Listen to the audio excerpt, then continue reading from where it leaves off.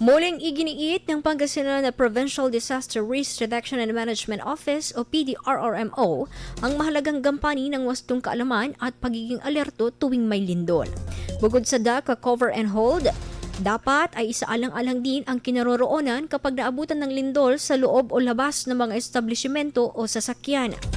Kung nasa labas ng bahay habang lumilindol, pumunta agad sa lugar na malayo sa mga puno, poste o anumang bagay na maaaring bumagsak upang maiwasan ang matamaan ng mga bumabagsak na bagay.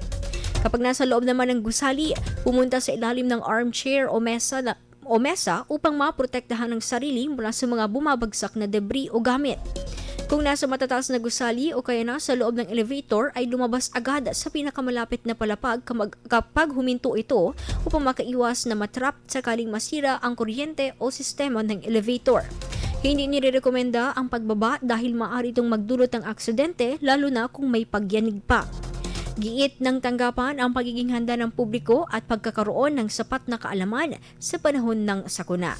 Bahagi rin ito ng advokasya ng tanggapan upang mapanatiling ligtas ang publiko ng may wastong kaalaman sa anumang sakuna.